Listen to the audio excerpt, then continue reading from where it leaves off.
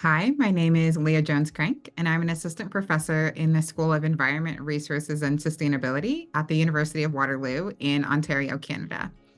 My PhD research looked at collaborative governance of the food, energy, water nexus in Phoenix, Arizona, as well as in Cape Town, South Africa. And I'm now expanding that research to focus on the environmental and ecological impacts of this food, energy, water nexus, specifically focusing on the area of Southern Ontario.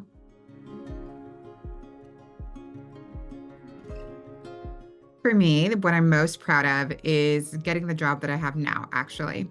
So when I was applying for tenure track positions in universities, I applied for about 50 different jobs in the United States, Canada, Europe, Australia, Singapore, basically anywhere that would let me teach in English.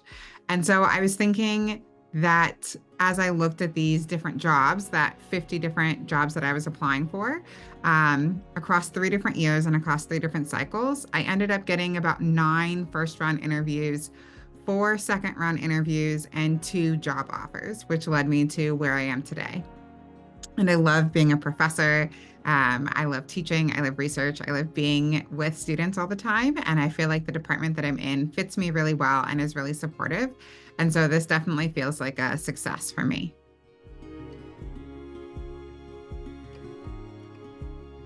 One of the biggest challenges I experienced in grad school was that I was planning to do about 2 to 3 months of fieldwork in South Africa that got quite derailed.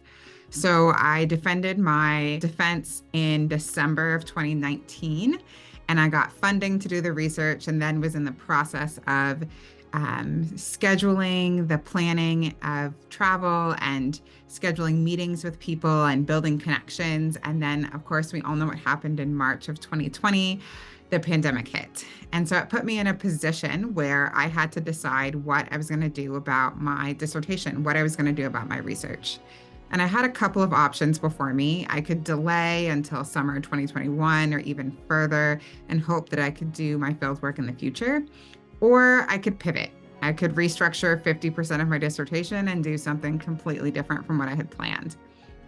And so because I wanted to graduate and move on to the next stage of my career, I decided to take that second option, to pivot. And so instead of going to South Africa and collecting data on the ground, I did an analysis of secondary data where I reviewed hundreds of documents and did qualitative analysis on those documents to develop that half of my dissertation.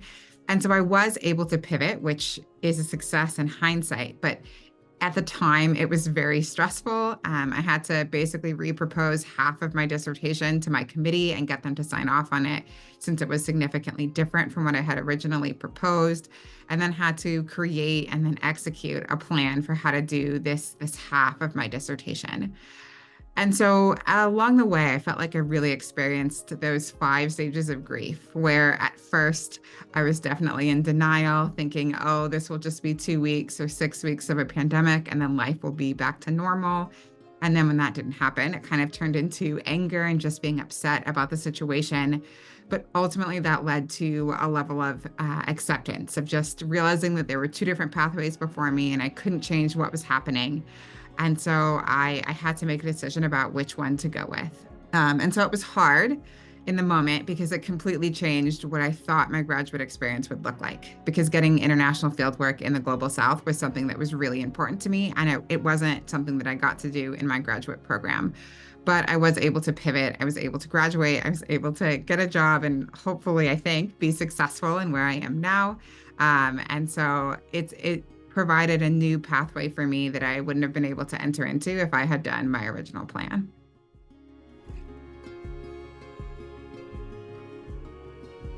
The initial coping strategies for me were more maladaptive. I was mostly just ignoring the problem and hoping that in 2 weeks or 6 weeks, everything would go back to normal. Eventually, I had to realize that those strategies were not helping me to move forward. So I had to decide what I was going to do. Like, which of these 2 pathways am I going to take? Am I going to delay for a year or more, or am I going to do something different and develop a second approach to doing that half of my dissertation? And so once I decided that second option of pivoting to a new path, I then said, okay, I'm a very structured person. I'm very good at time management. How am I going to actually execute this plan? And so I set up blocks of time, about 2 or 3 hours a day, where I told myself I was just going to sit there in front of the computer and I was going to do that data analysis and I was going to read those documents.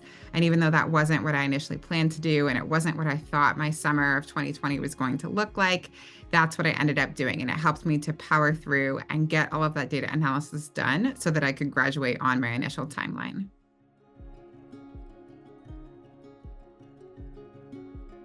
So overall, this experience really helped me to learn how to process and work through big challenges that come up in a research project. Often when we're doing field work, there's always things that go wrong. And this was definitely a good lesson for me early in my career about how to pivot and about how to learn to be flexible. I am a very structured person, and so flexibility is not always my strength. So this really stretched me and helped me to grow in that area to become more flexible in how I think about my research and in how I grew from this experience. But I often find that when you're in the middle of the challenge versus when you're looking back on it after it's over, sometimes in the middle, it's helpful to first acknowledge that the challenge is happening, not to ignore it and pretend it doesn't exist, but to acknowledge your feelings, acknowledge where you're at, and from there, be able to take a step forward. Even if that's a small step, even if you don't know the step that comes next, just start with one step, and that's a great way to help move forward from the challenges that you're facing.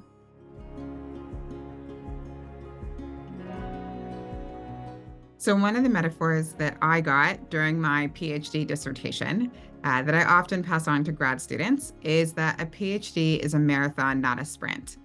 And so just like in a marathon, when you hit certain points, when you're breathing well, when you're running downhill and you're feeling great, there are those moments that happen within your PhD. But there are also moments where you're running uphill, where you have to stop running and just walk, where you have to physically take a break, sip some water, and then keep going. And you can keep going, you can make it, but it's a long process. And so when you hit certain setbacks, when you're running up those big hills and you're not even sure if you can see where the top of it is, where you're going to finally crest that hill and get a break, if you just keep going, you can make it through. And it's important to remember that even when you have those hard parts of your PhD, it will be so rewarding when you get to the finish line and you are able to look back and see all the things that you've accomplished. Thanks for watching Fail Safe Science. My name is Leah, and I hope that my story helps graduate students feel less alone.